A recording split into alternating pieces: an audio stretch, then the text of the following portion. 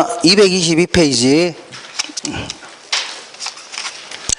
222페이지 자 찾으셨죠? 자, 딱 중간에 도시공간구조론에서 도시공간구조이론에는 맨 먼저 버제스의 동심원 이론 해갖고 의의 첫 번째 줄에 동심원상으로 확대되어 5개 지구로 분화. 5개 지구로 분화. 그 밑에 내용을 보겠습니다. 내용은 니은번에 보시면 자, 트윈엔의 농촌 토지이용 구조를 도시 토지이용 구조에 적용. 그리고 디귿번 보시면 첫 번째 줄 중심지에서 멀어질수록 그 줄 맨 끝에 보니까 범죄, 인구이동, 빈곤 등의 도시 문제가 감소한다는 얘기죠. 그러니까 외곽 나갈수록 아무래도 돈 좀 있는 사람 있죠. 이런 사람이 살다 보니까 안쪽이 그 도심 쪽이 범죄 같은 게 빈곤 같은 게 많다는 얘기입니다. 그 다음에 미음번에 첫 번째 줄 중간에 침입, 천의, 경쟁 등을 통하여 자 경쟁을 통하여 바로 밑에 줄 보시니까 도시 생태론자의 입장에 입각 도시 생태론자의 입장에 입각 이런 표현. 그 다음에 그 밑에 볼게요. 비읍번 보시면 두 번째 줄 맨 끝에 보니까 저소득층일수록 고용기회가 많은 도심과 접근성이 양호한 지역의 주거를 입지를 선정하는 경향이 있다는 얘기죠. 그러니까 그 극빈층들일수록 안쪽이 고용기가 많죠. 그런데 입지하려고 한다는 얘기입니다. 그 다음에 그 밑에 보면 비판을 보니까 기억번에 첫 번째 줄 중간에 지나치게 단순화했다. 지나치게 뭐라고요? 단순화했다. 223페이지 맨 위에서 세 번째 디귿번 볼게요. 교통망에 따라 변형할 수 있다는 점을 고려하지 않았다는 얘기죠. 이렇게 문제가 됩니다. 한 장 넘겨볼게요. 자, 넘겨보시면 자, 호이트의 선형이론, 이거 부채꼴 이론 이렇게 되게 합니다. 의의를 보니까 기억번에 첫 번째 줄 중간에 중심 업무지구를 중심으로 해서 부채꼴 모양 이런 표현 기억하시고 바로 밑에 보니까 고소득층의 주거지는 교통망을 따라서 뻗어나간다는 얘기죠. 그러니까 주로 이제 교통이 좋은 곳에 입지한다 그런 얘기입니다. 이렇게.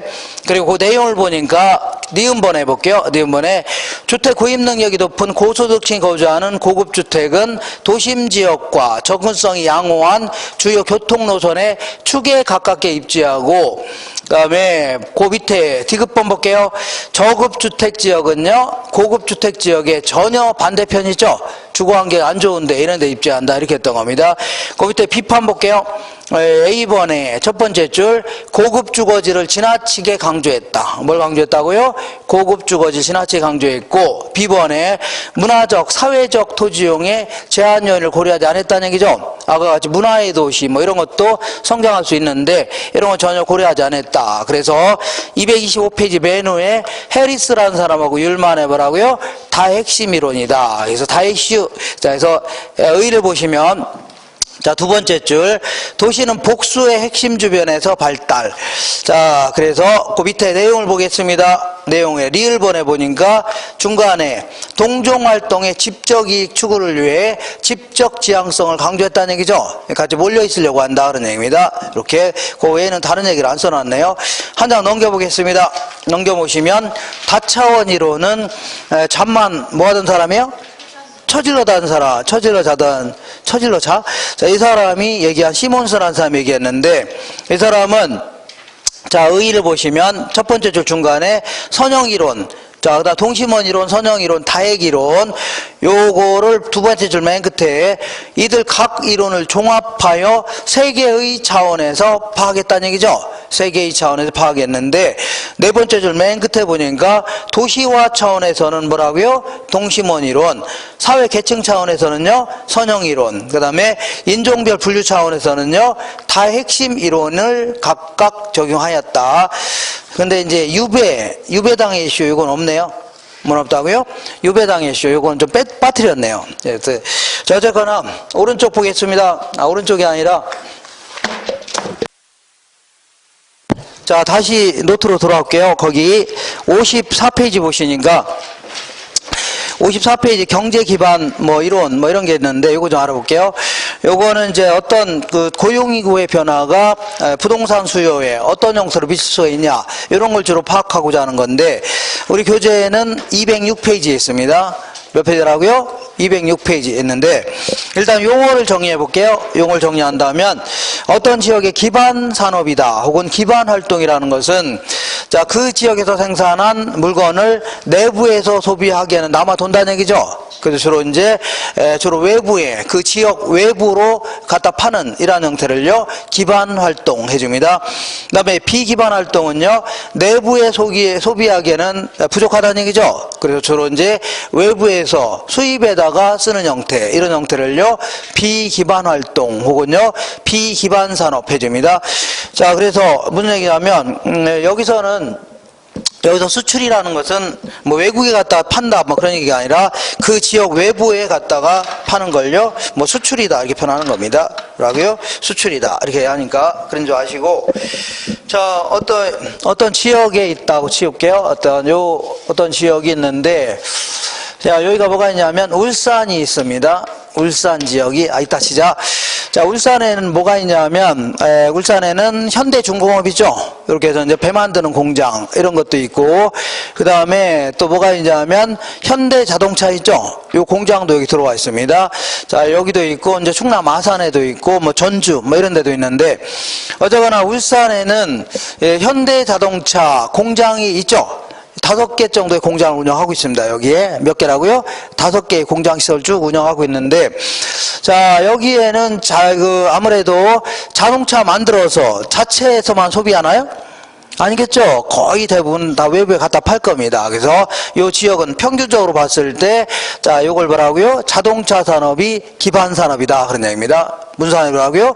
기반 산업. 그래서 자, 가정해 보는 겁니다. 가정하는데 이 지역의 총 고용 인구가 100만 명이라고 가정해 보자. 물론 이것도 좀 많지만 가정해 보는 겁니다. 근데 요 인구 구성을 보니까 딱 볼게요. 아무래도 자동차 산업에 종사한 사람들이 많을까요? 적을까요? 많겠죠? 그래서 한 40만 정도 된다고 가정해보자. 뭐 이 정도는 안 되지만 어쨌거나. 그 다음에 섬유산업에 종사한 사람들, 한 5만 명 정도 된다. 자, 그 다음에 뭐 관광산업에 종사한 사람들, 자, 이런 사람들은 한 3만 명 된다고 치자. 3만 명. 그 다음에 부동산 업종에, 우리 같은 부동산 업종에 종사한 사람들은 뭐 1만 명 정도 된다. 자, 이렇게 해서 쭉쭉쭉 있을 겁니다. 이렇게. 자, 그러면 이렇게 구성이 돼 있는데, 어떤 지역에 LQ라는 게 뭐냐면, 이거는 로케이션 쿼시언 해갖고, 지역에 뭘로 할당돼 있냐, 그런 얘기입니다. 자, 그러면 자동차 산업의 LQ를 계산해봐라. 이거를 입지 개수 혹은 입지상 이렇게 표현합니다. 자, 그러면 이렇게 계산합니다. 요게 어떤 지역의 기반 산업이냐 아니냐를 측정하는 척도입니다. LQ가 뭐라고요? 기반 산업이냐 아니냐를 측정하는 척도인데, 이렇게 볼게요. 전국에 자동차 산업에 종사한 사람이 한 10% 된다고 치자. 몇 프로라고요? 10%. 예를 들어서 전국의 총 고용인구 한 3천만 명 되는데, 3천만 명 되는데 자동차 산업에 종사한 사람이 300만 명이랍니다. 자, 할게요. 전국의 총 고용인구가 몇 명이라고요? 3천만 명인데 자동차 산업에 얼마 종사한다고요? 300만 명이 종사한답니다. 그럼 몇 프로가 종사하는 거야? 자, 전국의 총 고용인구가 3천만 명인데 그 중에서 자동차 산업에 300만 명이 종사한답니다. 몇 프로 종사하는가요? 10% 아닙니까? 이게 전국의 자동차 산업에 종사하는 인구 비율입니다. 근데 이 지역을 보겠습니다. 이 지역은 100만 명 중에 몇 명이 종사해요? 40만이 종사하죠? 그러니까 몇 프로 종사하는 것 같아요? 40%가 종사하네요. 그래서 그러면 40을 10으로 하니까 4죠? 4는 1보다 커요, 작아요? 크다. 뭐 이런 산업을 이 지역에서는요, 기반 산업이다 해주는 겁니다. 무슨 산업이라고요? 기반. 1보다 큰 산업을요, 기반 산업이다 해줍니다. 자, 그러면 이번에 하나 더 계산해 볼게요. 이번에는 관광산업의 LQ를 계산해 보자. 무슨 산업이라고요? 관광산업. 자, 아무래도 관광산업은, 울산 지역은 관광산업은 아주 엄청나게 발달하진 않았을 겁니다. 근데 강릉이라든가 이 속초 같은 데 있죠? 예, 제가 어제 속초 갔다 왔는데, 무슨 일 때문에. 어쨌거나, 속초 같은 데는 뒤에 설악산도 있고, 앞에, 바다 같은 거 있죠? 낙산 이런 것도 있고 하니까 아무래도 대포항 이런 데도 있으니까 관광산업이 발달할까요? 안 할까요? 할 겁니다. 그래서 그런 지역은 관광산업이 뭐가 될 수 있어요? 기반산업이 될 수 있는데 이 지역을 보겠습니다. 울산 지역은 자, 전국의 관광산업에 종사하는 인구 비율이 10%라고 간주해보자. 몇 프로라고요? 10%. 근데 이 지역은, 울산 지역은 몇 프로가 종사하는 거예요? 자, 100만 명 중에 3만 명이 종사하죠? 그럼 몇 프로 종사하는 거예요? 3% 종사하는 거 아닙니까? 3%. 계산하면 0.3이죠? 0.3은 1보다 클까요? 작을까요? 1보다 작다. 이런 산업을요, 비기반 산업이다. 줍니다. 이렇게 해서 측정하는 겁니다. 자, 요거 아주 가끔, 가끔 물어봅니다. 2년에 한 번 걸로 꼭 물어보는데, 요게 이제, 작년에는 안 나왔습니다. 그러니까 또 나올 가능성이 있겠네요. 자, 근데 이 박스를 볼 줄 아셔야 돼요. 55페이지 보겠습니다. 55페이지에 거기에 길잡이 지문 있어 없어요? 있죠. 그래서 A지역의 부동산업의 입지 개수가 0.6이다. 맞나 확인할게요. 자, 보통 이제 요렇게 요 밑으로 내려가는 거를 요 줄이다 해줄게요. 뭐라 한다고요? 줄. 그리고 옆으로 가는 걸요, 칸 해줄게요. 칸. 그러면 그러면 LQ인데 요 지역의 부동산업의 LQ를 계산하러 합니다. 부동산업에. 그러면 이거 볼 줄 아셔야 됩니다. 맨 오른쪽 칸을 볼게요. 요거죠, 요거. 칸 보여, 안 보여? 보죠. 칸을 보니까 전국의 전체 고용인구가 900명이죠. 그죠? 그러면 그 중에서 부동산업에 종사한 사람이 500명이죠. 그러면 자 볼게요. 900명 중에 500명이 차지하는 비율, 요걸요 전국의 부동산 산업에 대한 인구 비율이라 해줍니다. 그 다음에 이번에는 A 도시를 볼게요. 무슨 도시라고요? A 도시는 두 번째 칸을 볼게요. 두 번째 칸을 보니까 A 도시 있어 없어요? 있죠. 그러니까 전체 인구는 몇 명이에요?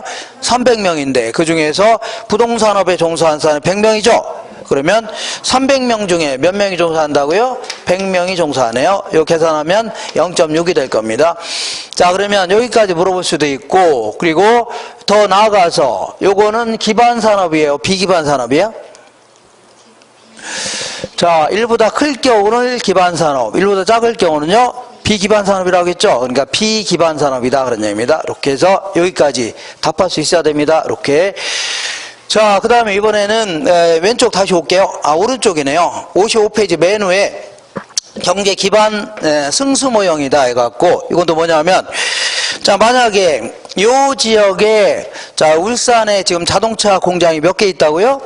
5개를 운영한다고 했죠. 근데 자, 이 현대에서 여기다가 자동차 공장 1개를 더 증설한답니다. 몇 개 증설한다고요? 1개를 증설한대요. 그러면 자동차 산업의 인구가 증가할까요? 감소할까요? 증가하겠죠. 그러니까 한 10만 명 증가한다 치자. 몇 명 증가한다고요? 10만 명이 증가한다면 총 고용 인구도 딱 10만 명이 증가하려나요? 울산 지역에 자동차 산업의 인구가 10만 명 증가하니까 총 고용 인구도 딱 10만 명 증가하려나요? 자, 자동차 산업의 인구가 10만 명 증가하면 하다못해 편의점 같은 거 들어와요, 안 들어와요? 들어올 거 아닙니까? 당구장도 생길 수 있죠. 그 다음에 뭐 다른 공장도 들어올 거 아닙니까? 그러니까 다른 산업까지 파급적으로 증가할 수 있다 그런 얘기입니다. 그죠? 그러면 어느 정도 증가할 거냐 그런 얘기입니다. 어느 정도 총고용가 증가할 거냐 그런 얘기인데, 이 지역의 인구 구조를 볼게요. 이 구조를 보니까 자, 이 자동차 산업이 기반 산업이죠. 자동차 산업의 인구에 비하여 총 고용 인구는 한 2.5배 정도 많다 그런 얘기입니다. 몇 배 많다고요? 2.5배. 그러면 자, 자동차 산업의 인구가 10만 명 증가하면 2.5로 곱하니까 얼마라고요? 25만 명 정도 증가하냐 할 거 아니냐는 얘기죠. 요걸 기초로 해서 건설업자 같은 경우는 나중에 부동산 수요 같은 거 예측해 볼 수 있어 없어요? 있죠. 요거 하자는 걸요, 경제 기반 승수 모형이다 이제입니다. 자, 볼게요. 그러니까 2.5에다가 곱하기 뭐라고요? 인구가 몇 명 증가했다고요? 10만 명 증가했다는 얘기죠. 기반 산업 인구가. 그러면 곱하니까 총 얼마라고요? 25만 명 정도가 증가할 거 아니냐 그런 얘기입니다. 자, 지금부터 2.5를 뭐라 하냐면 경제 기반 승수 이렇게 얘기합니다. 뭐라고요? 경제 기반 승수. 그 다음에 요거에 델타 해주면은 수학에서 이제 증가분 얘기합니다. 그러니까 이제 기반 산업의 인구가 10만 명 증가하게 되면 곱하기 이렇게 해주면 총 고용 인구, 이 증가분이죠. 총 고용 인구가 25만 명 정도 증가할 거 아니냐. 그러니까 나중에 이제 건설업자 입장에서는 요 지역 인구가 요 정도 증가할 거니까 자, 이 그 부동산도 좀 여기 아파트 좀 지을 건가 따져볼 수 있어 없어요? 있죠. 요거 하자는 걸요. 경제 기반 승수 모형이다 집니다. 뭐라고요? 경제 기반 승수. 이렇게 해주면 됩니다. 자, 이렇게 해서 요 정도만 아까 그거 계산 좀 할 줄 아시고 요 내용만 좀 정리하시면 됩니다. 요거 안 했네요. 자, 그럼 경제 기반 승수는 2.5를 경제 기반 승수라는데 얘는 어떻게 계산한 거예요? 이것분의 이거 한 겁니다. 뭐라고요? 요것분의 요거. 자, 그러니까 기반 산업의 인구분의 뭐라고요? 총 고용 인구 해준 겁니다. 이렇게. 그럼 얼마 나와요? 2.5 나오죠? 근데 얘는 이렇게 계산을 됩니다. 뭐 이런 것까지 물어볼 가능성은 없는데, 자, 기반 산업의 인구 비율이 100만 명 중에 40만이죠? 그럼 40% 아닙니까? 그러니까 40%는 0.4네요. 0.4분의 1 해도 2.5 나옵니다. 뭐라고요? 0.4를요. 기반 산업의 인구분의 인구 비율분의 1 해도 되겠네요. 기반 산업이 뭐라고요? 인구 비율분의 1 해도 2.5 나와야 안 나와요? 나오죠. 이렇게 해서 상관없습니다. 이렇게 해서. 근데 뭐 그런 거 신경 쓰지 마시고 지금부터 이것분의 이거 한 걸 뭐라고요? 경제 기반 승수다. 이렇게 하시면 됩니다. 자, 이렇게 해서 이런 거를 나중에 이제 계산 문제를 연습해야 됩니다. 연습하는데 이 박스를 볼 줄 아셔야 돼요. 뭘 볼 줄 안다고요? 박스를 좀 볼 줄 아시면 됩니다. 자, 한 장 넘겨볼게요. 56페이지 보겠습니다. 56페이지 찾았죠? 우리 그 노트 요거 노트 56페이지에 부동산 입지 선정이라고 있어 없어요? 있죠. 요걸 알아보겠습니다. 요거는 여기서는 이제 뭐 적게는 한 2문제, 많게는 한 3문제 정도도 물어볼 수 있는 이런 파트입니다. 그래서 지금부터 이제 입지 선정이다 해서 앞으로 공부할 내용이 어떤 게 있나 한번 확인해 볼게요. 자, 예를 들어서 주택 같은 경우에는 어디에 입지하는 게 좋냐, 이거 관련돼서 여러 가지 뭐 내용이 있을 수가 있고, 그 다음에 상업지와 관련된 입지 이론도 있을 수가 있고, 그 다음에 공업지와 관련된 입지 이론이라든가 농업지와 관련된 입지 이론, 이런 게 있을 수가 있는데, 자, 어쨌거나 이 입지 주체가 추구하고자 하는 최적의 조건을 갖춘 땅을 찾는 거 아닙니까? 요때 이제 요거를 입지 조건 해줄게요. 뭐라 한다고요? 입지 조건이다. 그러니까 내가 주택을 구입하려고 하는데 어디다가 입지하는 게 가장 최적의 입지가 될 것인가, 이거 있죠? 그러면 주택 같은 경우는 어디가 좋아요? 지저분한 동네가 좋아요? 깨끗한 동네가 좋아요? 깨끗한 동네가 좋겠네요. 그러니까 어떤 쾌적성 이런 게 좀 최고로 치는 겁니다. 자, 그러니까 주변에 이제 연탄 공장 같은 게 있으면 좋아요, 안 좋아요? 안 좋죠. 그리고 쓰레기 매립장이라든가 이런 거 있으면 별로 안 좋을 겁니다. 그죠? 그리고 앞에 호수 같은 게 있으면 뭐 좋겠죠? 안 좋은가요? 이렇게. 자, 그 다음에 뭐 생활도 편리해야 돼요? 불편해야 돼요? 편리해야 되죠. 그러니까 지하철 같은 게 있으면 더더욱 좋고, 앞에 이제 대형 병원 같은 게 있으면 아플 때 금방 갈 수 있는 거죠. 이런 식으로 해서 생활도 좀 편리해야 됩니다. 이러한 조건을 갖춘 데가 최적의 조건이 될 수 있을 겁니다. 그 다음에 상업용 부동산은 상가를 얘기하는 거 아닙니까? 그러니까 상가는 뭐니 해도 뭐예요? 뭐니 해도 뭐니 아닙니까? 뭐니. 그래야 좀 지저분하더라도 좀 돈 잘 벌리는 데이죠. 요게 최적의 입지가 됩니다. 수익성을 최고로 칩니다. 이렇게. 그 다음에 공장 같은 경우에는 공업 생산성이 좋아야 되죠. 그죠? 그 공업 생산성이 좋아야 되려면 뭐 생산비도 좀 절감될 수 있어야 되고, 수송비 같은 것도 절감되면 좋을 겁니다. 그 다음에 농지 같은 경우는 농업 생산성이 좋아야 돼, 안 좋아야 돼요? 줘야 되죠. 그러기 위해서는 뭐 토양 같은 것도 좀 양호하고, 기후 같은 경우에도 해당 물건을 해당 그 작물을 생산하기에 적합한 기후가 돼야 될 겁니다. 그렇잖아요? 그래서 이런 게 입지 조건이 되는데, 이게 옛날에 이제 10회 이전이라든가 그때만 하더라도 이런 걸 물어보기도 했었습니다. 이런 걸 물어보기도 했는데, 자, 예를 들어서 10번 문제에 다음 중 주택에 대한 입지 조건 중 바람직하지 않은 것을 찾아내라. 그러면 이렇게 물어보기도 했습니다. 진짜입니다. 이렇게. 어떻게 물어봤냐면, 자, 첫 번째는 주변에 학교 같은 게 잘 갖춰져 있어서 애들 학교 보내기가 좋다. 할 수 있죠? 요거 어때요? 좋죠? 그 다음에, 자, 두 번째는 뒤에 이제 산 같은 게 있어서, 자, 이 북풍을 막아주니까 겨울엔 좀 따뜻하고 여름에는 시원하다. 이런 거 좋아요, 안 좋아요? 좋죠? 세 번째는요, 주변에 이제 대형 병원 같은 게 있어서, 아플 때 갈 수 있다는 얘기죠? 그리고, 자, 네 번째는요, 앞에 호수 같은 게 있다. 이거 어때요? 괜찮죠? 그리고 진짜 이렇게 물어본 적이 있습니다. 진짜 어떻게 물어봤냐면 이렇게 물어봤습니다. 자, 이렇게 움푹 패인 곳에 입지해야 안정감이 있어서 좋다. 이렇게 진짜 물어봤습니다. 움푹 뭐라고요? 패인 곳에 입지해야 뭐가 좋다고요? 안정감이 있어서 좋다. 이렇게 물어본 적 있습니다. 그죠? 그럼 답은 뭘로 해야 돼요? 5번을 해야 됩니다. 5번. 그죠? 근데 안정감이 있어 좋긴 한데, 자, 이 안정감이 너무 심하네요. 그죠? 그래서 지나치게 영면할 수가 있겠네요. 너무 편해서 뭐라고요? 왜냐하면 물이 찰랑찰랑 차면 나올 수가 있어 없어요? 없죠. 그러니까 요것도 문제가 되겠네요. 그래서 요거 진짜 나올 수가 있는데, 나온 적이 있는데, 진짜입니다. 근데 요즘엔 나와요, 안 나와요? 안 나옵니다. 쪽팔려서 안 나옵니다. 못 팔려서요? 이런 문제 나오면 쪽팔려서 나오지. 이 문제 있지도 않아요, 이런 거. 자, 그럼 뭘 물어보냐면, 입지 이론이라고 해서, 여기서 입지 이론이다. 이렇게 할게요. 입지와 관련된 각종 이론이다 해서, 여기서는 이제 서양에서 이제 학자들, 특히 이제 이 경영학 쪽에 이제 학자들 있을 거 아니에요? 있어 없어요? 있는데, 얘네들 교수들은 한 1년 정도 이제 강의하게 되면, 그다음부터는 그냥 그 다음 연도에는 1년 동안 강의했으니까, 대충 강의 다 하는 거죠? 굳이 연구 많이 할 필요 있어 없어요? 1년, 한 달 했으면 그 다음날 하면 되는 거 아닙니까? 1년치 했으면 편하게 이제 강의할 수 있는 거죠? 아닌가요? 그러니까 한 40년 동안 한 번 강의한 거 갖고 날로 먹는 거 아닙니까?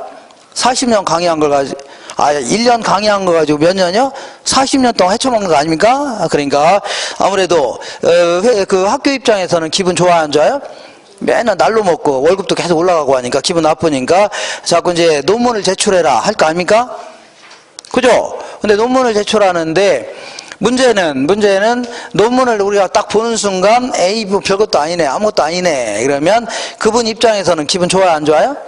안 좋을 거 아닙니까? 그러니까 가능하면 어떻게 하면 어렵게 할까? 그래서 이상한 요소한 기호라든가 수학적인 이런 거 있죠? 이런 거 총동원해서 가능하면 어렵게 얘기하려고 할 겁니다. 그러면 우리가 딱 보는 순간, 이야, 무지막지하게 어렵네, 이렇게 하는데 알고 봤더니 별거 아니라는 얘기죠? 그러니까 지금 잡다하게 제가 얘기를 할 건데 결론 위주로 하시면 됩니다. 뭐 하시라고요? 결론. 그러니까 잡다하게 할 필요 없습니다. 잡다하게 안 물어봐요. 그러니까 자, 먼저 이 주거지와 관련된 입지이론은 최적의 주거 입지라, 이런 이론이 있는데 요거는 현실성이 너무 떨어지기 때문에 거의 안 물어봅니다. 저는 이제 상업지와 관련된 입지이론 중에 이 크리스털러라는 사람이 얘기한 이론이 있는데, 자, 요거 이제 중심지 이론 이런 게 있습니다. 그리고 이제 레일리라는 사람이 얘기하는 이론이 있습니다. 이게 소매 인력 법칙이다 해가지고, 그 다음에 레일리의 인력 법칙을 살짝 응용해서 이제 공식을 하나 만들어 본 사람이 있는데, 이 사람이 컨버스라는 사람입니다. 이렇게. 그 다음에 하나 정도 더 한다면 허프라는 사람이 확률적 상권 모형, 요걸 발표했습니다. 자, 그리고 요거 외에는 이제 나머지 사람들은 한마디 정도 기억하시면 됩니다. 잡다한 사람이 나오는데 뭐라고요? 한마디. 그러니까 내용 자체가 방대한 것 같지만 사실은 요 세 사람 이론이죠? 요 세 사람 이론은 내용이 좀 정리가 되셔야 됩니다. 뭐라고요? 정리가 좀 되셔야 돼요. 그 다음에 공업지와 관련된 입지론은요, 베버라는 사람이 얘기하는 최소 비용 이론. 요것도 정리가 되셔야 되고, 나머지 사람들은 한마디 정도 기억하시면 됩니다. 그 다음에 농업지와 관련된 입지론 아까 들어봤을 겁니다. 트위넬이라는 사람이 얘기하는 농업 입지론, 여기 있습니다. 그래서 그러니까 내용은 상당히 많은 것 같지만 사실은요, 정리할 건 요게 다입니다. 5명의 이론이죠. 요거 정리하는 게 다고, 나머지 사람들은 어떻게 한다고요? 한마디 정도 기억하시면 충분합니다. 되겠죠? 한마디. 그래서 일단은 여기에 대해서 이제 일단 소속은 알아야 돼, 몰라야 돼요? 얘가 상업지 입지론인지 공업지에 대한 입지론인지 알아야 돼, 몰라야 돼요? 알아야 될 거 아닙니까? 그래서 요거는 이렇게 기억하시면 됩니다. 크리스탈러, 반말로 하는 겁니다. 뭐라고요? 크리스탈로 내일이 큰 버스 타고 가서 호프 마시러 간 날이지. 이렇게 크리스탈로 내일이 무슨 버스 타고요? 큰 버스 타고 와서 뭐 마신다고요? 호프 마시러 간 날이지. 그러면 호프집은 상가예요, 공장이에요? 상가 아닙니까? 그러니까 상업지 입지론입니다. 그래서 내일은 공보는 때려치고, 뭐는 때려치라고요? 공보는 때려치고 농땡이나 튀자. 이렇게 공보는 때려치고 뭐라고요? 농땡이나 튀자. 이거 재밌는 건데 별 재미없나요? 재미없나요? 재밌는 건데. 자 반말로 크리스탈로 내일이 큰 버스 타고 가서 뭐 마시는 날이라고요? 호프 마시러 간 날이지. 그러니까 내일은 공보는 뭐라고요? 때려치고 농땡이나 튀자. 그래서 원래 이게 재밌는 건데 이거 원래 이거 한 5번 해야 되는데 너무 반응이 별로 없어서 한 번만 더 하겠습니다. 한 번. 그래서 자 크리스탈로 내일이 무슨 버스 타고요? 큰 버스 타고 와서 호프 마시러 간 날이지. 공보는 뭐라고요? 때려치고 농땡이나 튀자. 이렇게 되면 됩니다. 이렇게 자 이렇게 해서 요것만 저 기억하시고 나머지는요 어렵지. 그냥 한 마디 정도 기억하시면 됩니다. 자 그러면 지금부터 주거지와 관련된 입지 요거 하나 볼게요. 57페이지 볼게요. 일단은 어디에 있는지 체크해 볼게요. 57페이지 메뉴에 주거지와 관련된 입지로는 우리 교재에는 빼먹었습니다. 우리 교재는 뭐라고요? 빼먹어서 없습니다. 없어요. 자, 한 장 넘겨볼게요. 거기에 58페이지에 보시니까 메뉴에 상업 입지론 있어 없어요? 있죠. 요거는요 209페이지에 있습니다. 몇 페이지라고요? 209페이지. 그 다음에 몇 장 넘겨볼게요. 넘겨보시면 쭉 넘겨보시면 64페이지에 맨 위쪽에 공업입지론 있어 없어요? 있죠. 이거는 200페이지에 있습니다. 몇 페이지라고요? 200페이지. 그 다음에 한 장 넘겨볼게요. 66페이지 보시면 땅 중간에 농업입지론 있어 없어요? 있죠. 요거는요 우리 교재 198페이지에 있습니다. 몇 페이지라고요? 198페이지. 이렇게 해서 요 정도 내용 정리하시면 됩니다. 다시 거꾸로 올게요. 57페이지 보시니까 주거지와 관련된 입지론이 있는데 요거는 최근 10년 동안 한 번도 안 물어봤습니다. 옛날에 한두 번 물어본 적이 있었는데 최근 들어 한 번도 안 물어봤어요. 그 이유는 얘는 지나치게 현실성이 너무 떨어졌습니다. 뭐라고요? 논리성, 현실성이 너무 떨어지기 때문에 안 물어봅니다. 안 물어봤는데 근데 10년 동안 물어본 적 있어 없어요? 안 물어봤죠? 그러니까 10년 동안 물어본 적이 없으니까 오히려 또 물어볼 수가 있을 것 같아요. 안 물어볼 것 같아요? 있을 수도 있습니다. 왜냐하면 제가 10년 동안 안 보인다 그러면 궁금하지 않으세요? 제가 10년 동안 없어졌다 그러면 궁금해요? 안 궁금해요? 네. 안 궁금한가요? 저 새끼 어디 죽었는지 어떻게 궁금하지 않나요? 그러니까 이것도 마찬가지로 없어지면 한 번도 안 물어보니까 오히려 물어볼 수도 있다는 얘기죠. 근데 이게 좀 쉬우면 상관없는데 또 더럽게 어렵습니다. 내용 자체가 뭐라고요? 더럽게 어려워요. 그래서 간단히 알아볼게요. 이것도 뭐 다시 안 하기도 그렇고. 자, 얘가 뭐냐면 주택이 딱 있습니다. 무슨 주택이라고요? 주택이 딱 있는데 어디에 입주하는 게 좋냐 그런 얘기입니다. 자 그러면 일단은 자연적인 조건도 좀 좋아야 될 겁니다. 아까 얘기한 대로 뭐 앞에 호수 같은 게 있거나 여름에 시원하거나 겨울에요 따뜻하면 좋겠죠. 그리고 이 김포 같은 데는 안개 같은 게 너무 끼는 바람에 뭐 가끔 출퇴근할 때 뭐 사고 날 수 있죠. 그러니까 자연적인 조건 요것도 좀 줘야 되고 자 사람이 만든 조건을 인문적인 조건 해줄게요. 요건 구분하자면 뭐 사회적인 조건이다. 그래서 뭐 학교라든가 뭐 여러 가지 관행이라든가 이런 게 내가 생활하기 적합해야 될 겁니다. 그 다음에 뭐 경제적인 조건이다 해서 집값이 떨어지면 돼야 한대요?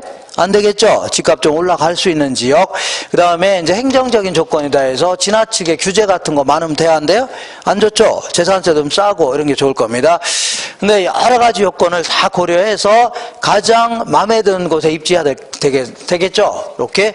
근데 이 중에서 그 많은 그 여러 가지 조건 중에 이 경제적인 조건만 덜렁 떼내서 요것만 가지고 한번 따져보는 겁니다. 그것도 극히 일부에 대해서 무슨 얘기냐면 이런 얘기입니다. 자, 여기가 이제 도심 쪽에 이제 회사가 있습니다. 직장이 도심 쪽에 다 있다고 치자. 근데 외곽으로 나가 살면 살수록 교통비는 많이 들어갈까요? 적게 들어갈까요? 교통비 많이 들어가겠네요. 교통비는 많이 들어갈 겁니다. 그 대신 외곽으로 나가게 되면 자, 임대료 같은 건 싸져요? 비싸요? 싸질 수 있죠. 이제 주거비는 이제 감소할 수가 있다 그런 얘기입니다.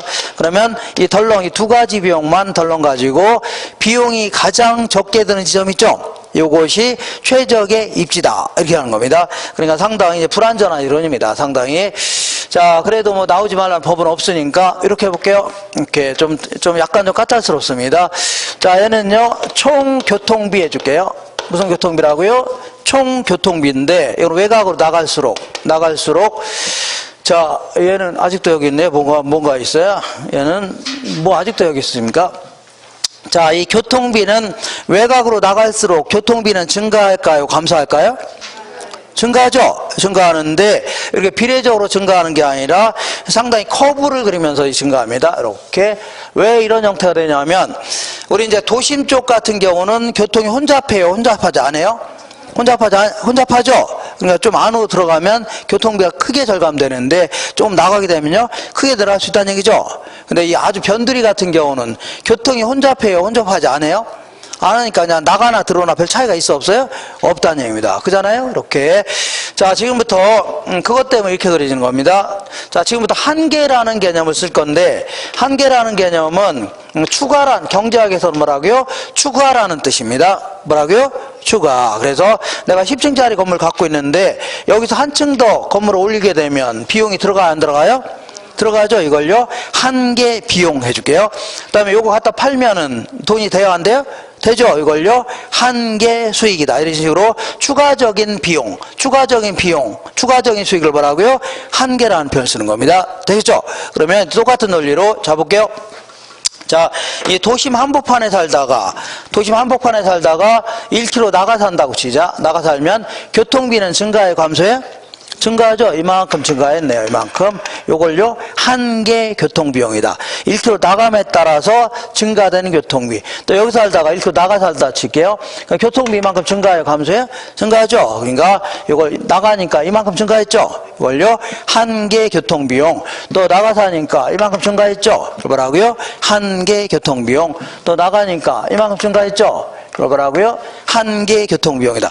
자, 이런 식으로 왜 이런 식으로 그려지냐면 자 보세요. 자, 이 변두리 쪽 같은 경우는 교통이 혼잡해요? 혼잡하지 않아요? 혼잡하지 않죠. 그러니까 나가더라도 교통비가 조금 증가하고 들어오니까 조금 감소하죠. 별 차이가 없다는 얘기입니다. 근데 이 안쪽 같은 경우는 여기 살다 안으로 들어가니까 교통비가 팍 줄어들죠. 여기서 또 나가니까 팍 늘어났죠. 그러니까 우리 도심 쪽 같은 경우는 좀 나가나 들어오나 교통비 차이 굉장히 크다는 얘기입니다. 그죠? 그러니까 이렇게 그려지는 겁니다. 그러면 요 그림을 옆에도 한 번 더 그려볼게요. 이렇게. 자, 지금부터 1km 나감에 따라서 증가되는 교통비 이렇게 그리면 되겠네요. 자, 좀 크게 그릴게요. 1km 나감에 따라 증가되는 교통비 이렇게 1km 나감에 따라서 증가된 교통비 이렇게 그릴 수 있죠. 이걸 쭉 연결한 걸요 한계 교통비용 곡선이다 줍니다. 뭐라 한다고요? 한계 교통비용 곡선이다. 그러니까 1km 나감에 따라서 증가되는 교통비죠. 여기 쭉 연결한 걸 뭐라고요? 한계 교통비용 곡선이다 줍니다. 자, 이번에는 자, 여기 볼게요. 이번에는 총 주거비 한번 생각해 볼게요. 무슨 주거비라고요? 총 주거비다. 그러면 외곽으로 나가 살게 되면은 자, 임대료 같은 게 줄어들어 안 줄어들어요? 줄어들죠. 주거비가 감소할 거 아닙니까? 감소하는데 이것도 마찬가지로 비례적으로 감소하는 게 아니라 이 커브의 형태로 그리면서 줄어듭니다. 이런 식으로. 왜 이렇게 그려지냐면 자, 우리 도심 쪽 같은 경우에는 자, 변두리 같은 경우는 좀 나가나 들어오나 임대료 차이 크진 않다는 얘기입니다. 근데 이 도심 쪽 같은 경우는 조금만 안으로 들어가니까 백화점 같은 거 즐비하죠. 이런 데는 비싸요, 싸요? 무지막지하게 비쌉니다. 근데 조금 나가니까 을지로 같은 데는 되게 싸죠? 이런 식으로 도심 쪽 같은 경우는 자, 임대료 차이 커요, 작아요? 상당히 크다는 얘기입니다. 근데 바깥쪽은 그다지 크진 않다는 얘기죠? 그죠? 요것도 한계라는 개념을 써볼게요. 자, 여기 살다가 여기서 1km 나가 산다고 쳐볼게요. 그러면 자, 주거비가 팍 감소했네요. 주거비가 라고요? 값 감소했네요. 이만큼 감소했죠? 그죠? 여기 살다 나가니까 자 주거비가 이만큼 감소했죠. 이걸요 한계 주거비용. 여기서 살다 또 나가니까 이만큼 감소했죠. 뭐라고요? 한계 주거비용. 1km 나감에 따라 이만큼 감소했죠. 뭐라고요? 한계 주거비용. 나가니까 감소했죠. 그러니까 이 바깥쪽 같은 경우는 나가나 들어오나 임대료 차이 커요, 작아요? 작죠. 근데 이 안쪽 같은 경우는 좀 안으로 들어가니까 팍 올라갔죠. 나가니까 팍 떨어졌죠. 크다는 얘기입니다. 이런 식으로 해지는 겁니다. 근데 자, 그러면 그 한 달 동안에 일반적으로 교통비가 많이 들어갈 것 같아요? 버스비가 많이 들어갈 것 같아요? 일반적으로? 한 달 동안에 일반적으로는 임대료가 많이 들어갈 겁니다. 그잖아요? 버스비가 많이 안 들어가죠? 그러니까 일단은 얘는 높게 출발합니다. 어떻게 출발한다고요? 높게. 근데 아주 변두리 같은 경우에는 막 버스가 거의 안 다니니까 오히려 임대료보다 버스비가 더 많이 들어갈 수 있다는 얘기죠? 그러니까 얘는 높게 출발해서 낮게 끝납니다. 어떻게 하라고요? 높게 출발해서 낮게. 그러니까 1km 나감에 따라 감소되는 주거비. 이만큼 할게요. 이만큼. 그 다음에 1km 나감에 따라 감소되는 주거비. 이렇게 1km 나감에 따라서 감소되는 주거비. 이렇게 그릴 수 있죠. 뭐 이러한 형태로 그립니다. 이렇게. 이걸 뭐라고요? 한계 주거비용. 자, 더럽게 어렵네요. 이렇게. 그래서 자, 그러면 요거를 다시 한번 그려볼게요. 하나의 그래프에다가 이렇게 완만한 형태로 그린 걸 뭐라고요? 한계 교통비용 곡선이다. 이게 급한 형태로 그린 걸 뭐라고요? 한계 주거비용 곡선해집니다. 그러면 자, 시장에서는 이렇게 한계 교통비용과 한계 주거비용이 만나는 지점이 있죠? 요 지점이 최적의 주거입지다. 이렇게 얘기합니다. 뭐라고요? 최적의 주거입지다. 왜 그런가 볼게요. 자, 이 사람이 자, 이 도심 한복판에 살다가 1km 나가 산다고 치자. 1km 나간다. 1km 나가 살게 되면 교통비는 증가할까요? 감소할까요? 증가하고 주거비는 뭐라고요? 감소할 겁니다. 그러니까 여기 살다가 나가 사니까 이렇게 볼게요. 교통비는 이만큼 증가했죠? 교통비 이만큼 증가했죠? 교통비용. 그러니까 요거는 교통비가 증가한 건 손해입니다. 근데 1km 나가야 되면 주거비는 증가해요? 감소해요? 감소하죠? 그러니까 주거비가 감소한 건 요만큼이네요. 요거는 이익이네요. 그러니까 도심에 살다 나가니까 자, 이익이 손해보다 크다는 얘기죠? 커요? 안 커요? 그죠? 그러니까 이익이 손해보다 크니까 나가 살려고 할 겁니다. 그럼 여기까지 왔다고 치자. 여기까지 왔는데 여기서 1km 나가 산다고 쳐볼게요. 나가게 되면 교통비는 증가해요? 감소해요? 자, 여기까지 왔는데 1km 나가니까 교통비는 증가해요? 감소해요? 증가할 거 아닙니까? 이만큼 교통비가 증가한 거는 손해네요. 맞죠? 근데 1km 나가니까 주거비는 증가해요? 감소해요? 주거비는 감소하겠죠? 주거 감소는 이만큼이네요. 그러니까 여기 살다 나가니까 오히려 손해가 이익보다 크죠? 그럼 나가면 돼요? 안 돼요? 안 되고 다시 기어 들어와야 됩니다. 나갔다 뭐라고요? 기어 들어와야 돼요. 그러니까 요 지점이 뭐라고요? 최적의 주거입지다 해줍니다. 뭐라고요? 최적의 주거입지 이렇게 얘기합니다. 난 도저히 모르겠다. 그러면 그냥 결론 위주로만 아시고 나올 가능성은 많지는 않으니까 자, 이렇게 억지로 자꾸 이 그래프를 자꾸 이해하려고 하지 마시고 어떻게 하라고요? 때로는 이런 공부 안 하고도 나올 가능성 많지는 않으니까 이거 안 하고도 다 합격해서 나갔습니다. 잘 모르고도 다 나갔다는 얘기죠. 합격하고 나갔으니까 이렇게 하시고 한 장 넘겨볼게요. 자, 이제 본격적으로 상업입지론. 여기서 이제 주로 많이 물어봅니다. 많이 물어보니까 계산 문제도 하나 딱 물어봅니다. 해마다 거의. 그러니까 요거는 기계적으로 계산할 줄 아셔야 됩니다. 자, 거의 물어보는 계산 문제가 거의 정해져 있습니다. 숫자만 달리해서 이제 물어봅니다. 자, 그래서 맨 먼저 상업지와 관련된 입지론은 맨 먼저 누구라고요? 레일리의 소매인력 법칙 알아볼게요. 자, 이 사람들은 항상 무슨 얘기를 하려고 하냐? 여기에 초점을 맞춰야 됩니다. 자, 레일리라는 사람이 도대체 무슨 얘기를 하려고 하냐? 한번 볼게요. 내용 볼게요. 그러니까 제가 이 얘기 저기 잡다하게 얘기한다 하더라도 너무 집착하지 마시고 이 사람이 결론적으로 뭘 얘기하냐? 여기 있죠? 여기에 초점을 맞추는 겁니다. 자, 1번에 뉴턴의 만류인력 법칙을 이용하여 상권의 범위를 확정하겠다는 모형. 이걸 뭐라고요? 이게 이제 취지가 되는 겁니다. 뭐라고요? 취지. 그러면 만류인력 법칙을 소개해야 되겠죠? 그래서 2번이 바로 그 얘기입니다. 두 중심지 사이에 위치하는 소비자에 대하여 상권이 미치는 영향력의 크기는 두 중심의 크기에는 비례하고 거리의 제곱에는 반비례한다는 얘기죠. 여기에 이제 만류인력 법칙을 설명하는 겁니다. 중력 모형을 설명하는 거고, 마지막으로 3번이 결론입니다. 결론. A 도시와 B 도시 간의 크기가 똑같다면 두 도시 간의 상권의 경계는 어디라고요? 중간 지점이 될 것이고, A 도시가 B 도시보다 2배 정도 크다면 상권의 경계가 되는 분기점은요, A 도시 쪽으로부터 몇 배라고요? 2배, 1.4배 정도 떨어진 곳 있죠? 요것이 상권의 경계가 된다. 이게 결론입니다. 그죠? 그래서 어떻게 할 만한가요?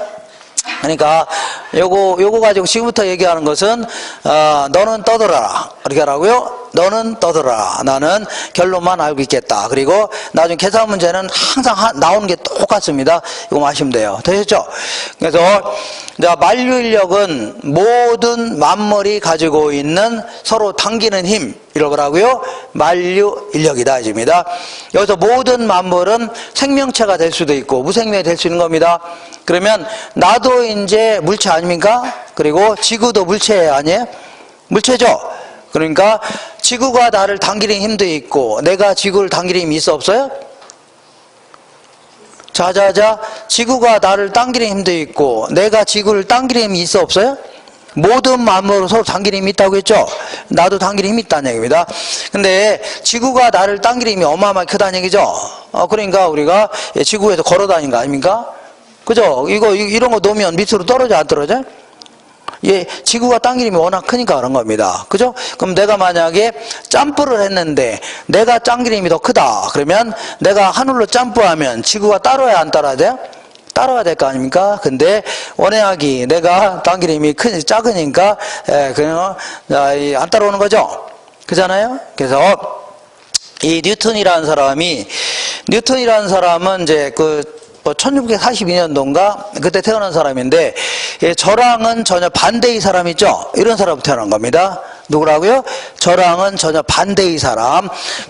어떻게 했냐면 이 사람 더럽게 못생기게 태어났답니다. 그러니까 저랑 반대예요. 같아요? 반대 아닙니까? 그리고 키도 되게 조그맸답니다. 반대예요? 안 반대요? 반대입니다. 그리고 이 약간 미숙아로 태어났답니다. 좀 일찍 태어났답니다. 저는 딱 10달 채워서 낳았거든요. 근데 이 사람은 한 6달 만에 낳았나 봐요. 그러니까 약간 뭐라고요? 미숙아로 태어났답니다. 그러니까 저랑은 전혀 반대예요? 안 반대요? 좀 이상하네. 그래서 근데 이제 같은 점도 있습니다. 같은 점이 뭐냐면 이 사람은 이제 더럽게 가난한 농부의 아들로 태어났답니다. 그러니까 저도 이제 별로 가난한 집에 태어났고, 그리고 또 하나가 이제 같은 점이 있는데 이 사람은 대가리가 비상했답니다. 뭐가 비상했다고요? 대가리. 그러니까 저도 대가리는 비상한가?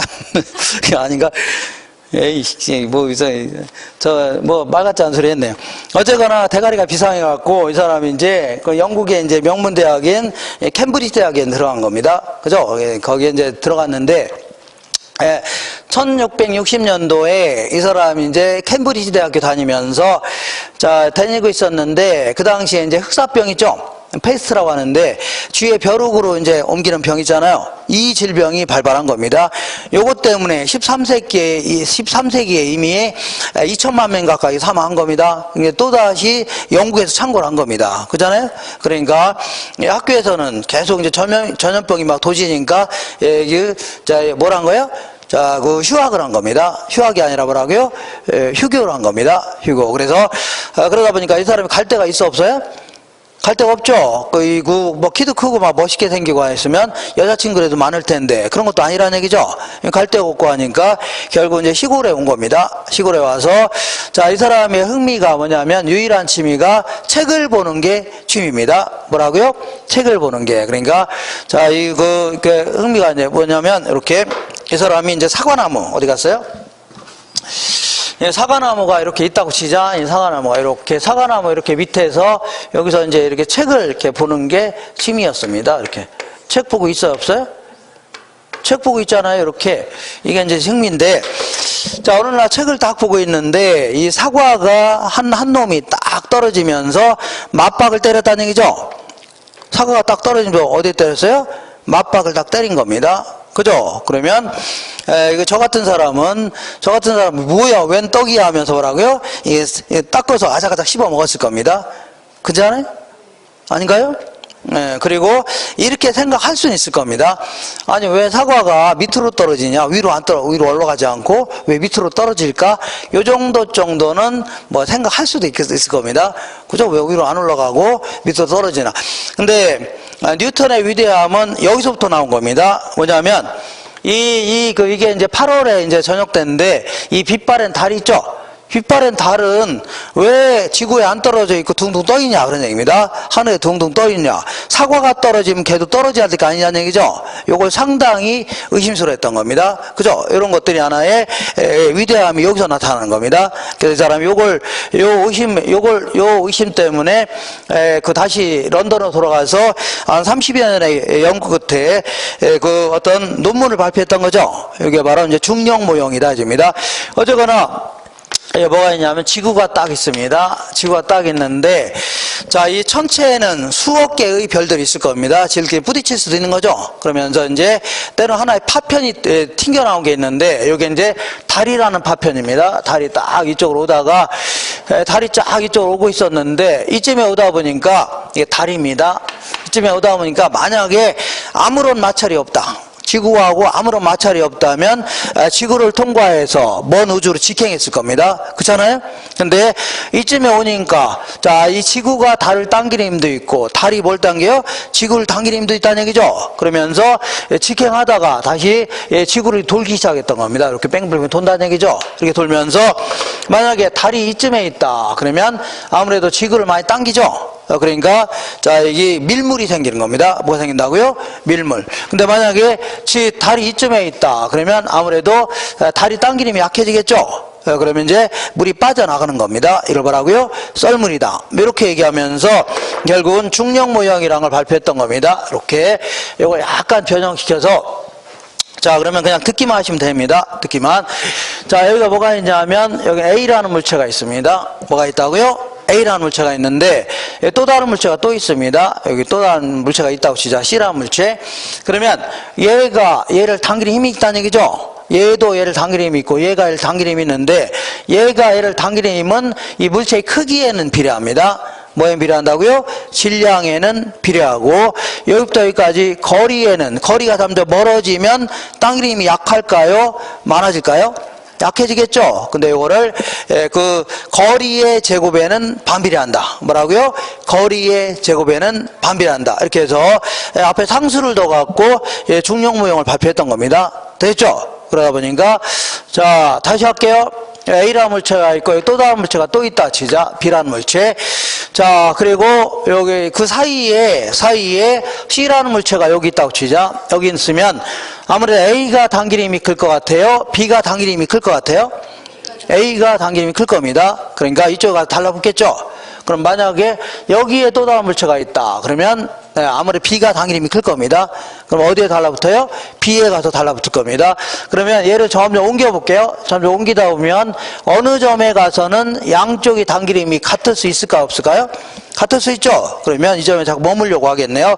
이거를 분기점 해줄게요. 무슨 점이라고요? 분기점이다. 양쪽이 당기는 힘이 똑같은 지점을 뭐라고요? 분기점이다 해줄게요.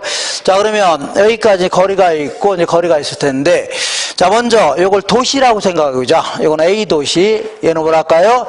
B 도시다. 그리고 자, 이 보통 도시의 크기는 뭘로 따져요?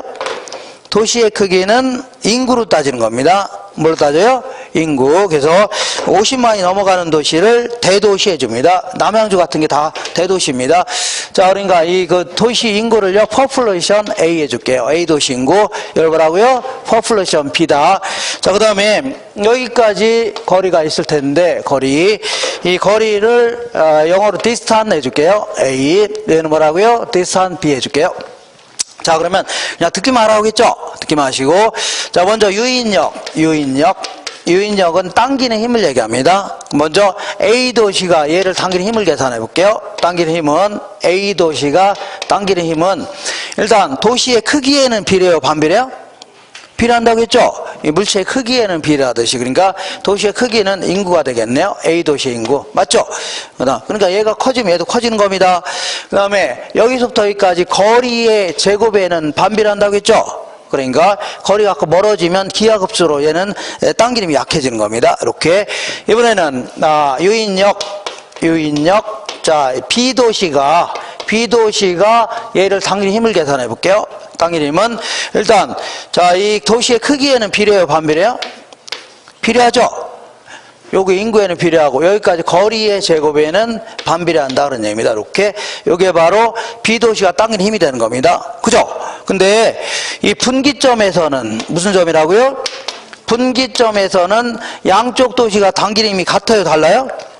같다고 했죠? 그러니까 A도시가 당기는 힘은 요거고 B도시가 당기는 힘은 요거죠? 같다는 얘기입니다. 분기점에서는 같다.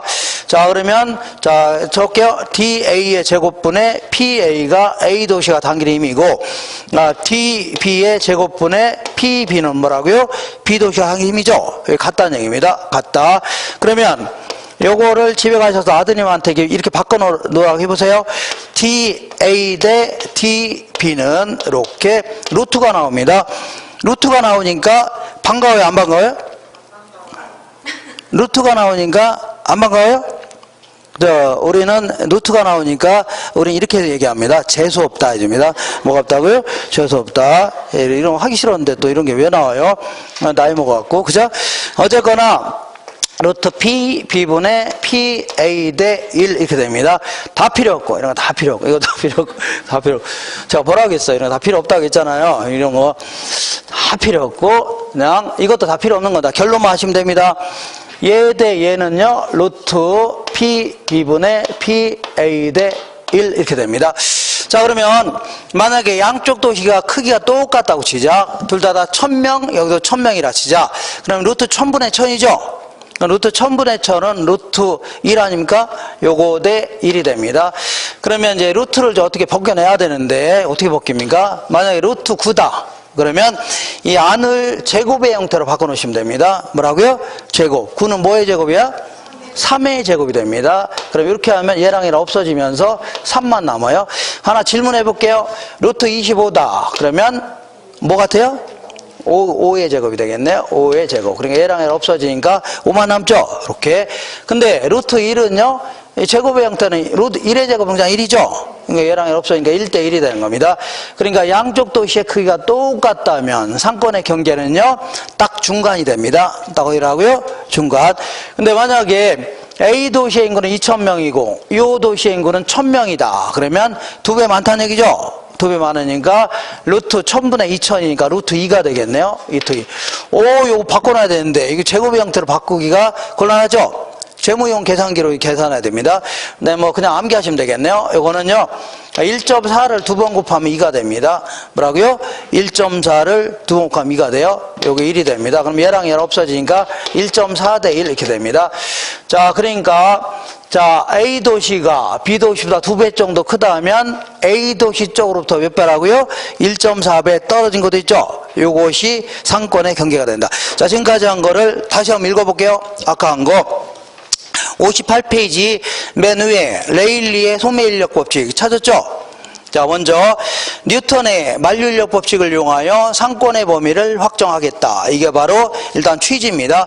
자, 두 번째는 두 중심지 사이에 위치하는 소비자에 대하여 상권이 미치는 영향력의 크기는 두 중심의 크기에는 비례하고 뭐라고요? 거리의 제곱에는 반비례한다. 이게 바로 뉴턴의 만류인력 법칙 중력 모형에 대한 설명입니다. 그러면 3번이 결론입니다. 결론. A 도시와 B 도시 간의 크기가 똑같다면 되면 두 도시 간의 상권의 경계는 딱 어디라고요? 중간 지점이 될 것이고 A도시가 B도시보다 2배 정도 크다면 상권의 경계가 되는 분기점은요 A도시 쪽으로부터 몇 배라고요? 1.4배 정도 떨어진 곳 있죠? 요것이 경계가 된다 했던 겁니다. 자, 근데 요거는 상당히 그 논리적인 얘기 같지만 사실은 자, 이거 상당히 뉴턴의 중력 포용까지 동원하면서 상당히 논리적으로 설명하는 것 같지만 상당히 문제가 많습니다. 문제가 많았냐면 이 사람의 논리대로 하면 여기까지 분기점이 정해졌으면 분기점을 중심으로 해서 이렇게 상권이 이게 정해진다 그런 얘기입니다. 그러면서 여기는 마을 사람 다 어디로 간다고요? 여기로 간다 그런 얘기고 여기는 마을 사람 저쪽으로 간다는 얘기죠. 그죠? 이렇게. 근데 이런 식으로 했는데 문제는 여기에 큰 강이 있다고 치자. 뭐라고요? 강이 있다면 자, 아니면 큰 철로가 있다. 그러면 이쪽으로 가려면 뺑글 돌아가야 되죠. 오히려 저쪽으로 가는 게 가까울 수 있겠네요. 그죠? 그러니까 일단은 자연적인 장애 요인이라든가 이걸 전혀 무시했던 겁니다. 장애 요인을 전혀 무시했고 두 번째는 만약에 여기 있는 사람들이 고소득층 계층이다. 어떤 계층이라고요? 고소득층 계층일 경우에는 조그만 도시 가면 명품 있어 없어요? 없죠. 아예 처음부터 어디로 가요? 대도시로 가려고 할 겁니다. 그잖아요? 그러니까 소비자들의 구매 성향 이런 거는 완전히 무시했다는 얘기죠. 맞죠? 그래서 이걸 수정 보완하기 위해서 나온 이론이 바로 허프의 모델입니다. 누구의 모델이라고요? 허프의 모델입니다. 근데 요거 하기 전에 컨버스라는 사람은 이 사람은 자 이거 남이 얘기한 이론을 그냥 섞어 그냥 뭐 계산하는 공식 한번 만들어 본 겁니다. 그냥 듣기만 하세요. 한번 계산 문제 나온 적이 있었는데 맞춘 사람 한 명도 없었습니다. 맞춘 사람이요? 한 번. 근데 어떤 사람이 맞췄냐면 찍어서 맞춘 사람이죠. 이런 사람만 맞췄습니다. 18회 때가 나왔었는데 또 나올 가능성 별로 없어요. 자, 이렇게 만약에 여기까지 거리가 주어져 있다면 만약에 여기까지가 뭐 8km로 주어져 있다면 자 듣기만 하세요. 그러면 여기서 구하는 공식을 만들어 봤다는 얘기죠. 그래서 만약에 아까 얘기한 대로 DA다 DB를 계산했더니 3대 1이라고 치자. 몇 대 1이라고요? 3대 1 이렇게 주어졌다고 쳐. 자, 계산이 됐다고 치자. 3대 1 이렇게 컨버스라는 사람이 얘기한 겁니다. 그러면 요걸 구할 수 있다는 얘기죠. 어떻게 구하냐면 이렇게 구하면 됩니다. 8km 그러니까 DA는 이렇게 나옵니다. 8km 곱하기 이렇게 이거 더하기 이거분의 얘가 차지한 비율 해주면 됩니다. 3 플러스 1분의 3이 차지한 비율. 그러면 계산하면 4분의 3이죠. 6이 됩니다. 6km 이렇게 6km 계산한 거예요. 그럼 이렇게 그러면 요거 8km를 뭐라고 하냐면 DAB라고 해요. 자, 뭐라고 한다고요? DAB. 그럼 요거 대 요거는 아까 어떻게 했다고요? 그냥 듣기만 하시라고 했죠? 루트 PB분의 PA 대 1이라고 했죠? 여기다 집어넣은 겁니다. 얘는 이제 뭐라고요? DAB가 되겠네요. 그리고 곱하기 이거 더하기 이거분의 얘가 차지한 비율이죠? 그러니까 이렇게 좀 됩니다. 자, 루트 PB분의 PA 플러스 1분의 루트 PB분의 PA입니다. 요거 집에 가셔서 아드님한테 바꿔놓으라고 해서요. 못 바꾼다 그런다고 해서 패지 마세요. 자, 어쨌거나 이렇게 DAB를 1 플러스 루트 분자 분모가 바뀝니다. PA분의 PB 이렇게 해서 거기 써있죠. 그러니까 이런 거는 하는 거 아닙니다. 이런 거는 이런 식으로 나왔구나 하면 됩니다. 이런 식으로 나왔구나 대충. 그래서 이런 거 문제 만약에 나오면 찍으세요. 뭘 한다고요? 찍으세요. 그런 거 암기할 시간 있으면 다른 거 하는 게 좋습니다. 됐죠? 자, 그러면 어쨌거나 이 사람의 가장 큰 문제는 뭐라고요? 자연적인 장애 요인, 구매상을 무시했다는 얘기죠? 맞아, 안 맞아요? 맞죠? 요거를 수정 보완하기 위해서 나온 이론이 뭐라고요? 허프의 모델입니다. 요거는 잠시만 쉬었다 할게요.